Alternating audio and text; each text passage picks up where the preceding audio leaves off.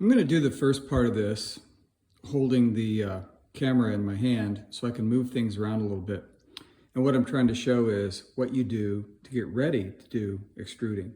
Too often I think folks jump right into it, especially at a community studio or someplace like that where you have a limited amount of time, you have a lot of other people in the area wanting to use the equipment nearby, and you kind of rush into this. But there's a lot to be said for getting ready. So in the books and mentions on clay extruding and rolling, I've shown the necessity for getting what I call a landing zone set up.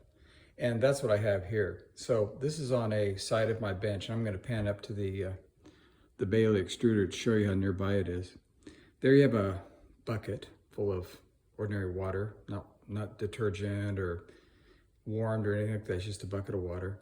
And here you see I'll move in a little bit. Here you see the die that I'm going to use for the first part of this today. And you can see that I've been using it. It has clay that I took off of it, and that's the leftover. So I'm going to, right now I'm going to just, while I can here, I'm going to reach in and I'm going to put this into this bucket of water. Excuse me, I had that off. And there it soaks. And what you're going to see by this is that most of the clay will just dissolve off. The brush is in there in case I need to get the rest of it off. But fundamentally, just the light soak in that water will get the die ready to use. Again, the point I'm emphasizing here is to have a landing area for your extrusions and basically near your extruder so you can work and don't have to be reaching for everything. On the back is the die I'm going to use later. There's a pair of pliers right there that I'm going to use to make sure the dies are tight and squared up. Here is the die adapter plate with the filler that I've been using.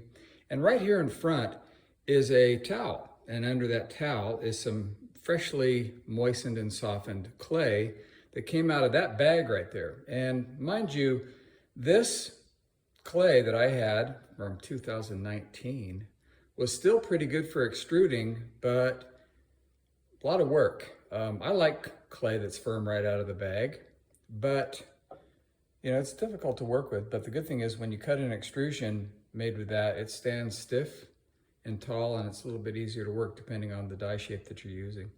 But underneath, as I said, is some softened clay that I'm going to wedge in a second. So this is sort of the preliminary video. I'm going to do this in segments because the video files get too big.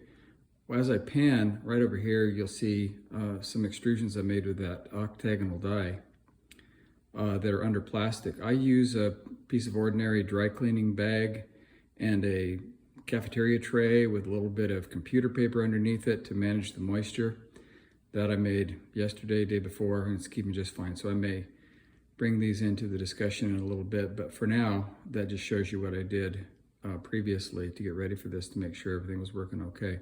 So in the next segment after this, I'm going to get into some of the elements of wedging. For some of you who do this routinely, you may not find this of any interest, but we're talking in the context of extruders here, so you may find some tips to get out of this. We'll see. Thanks a lot.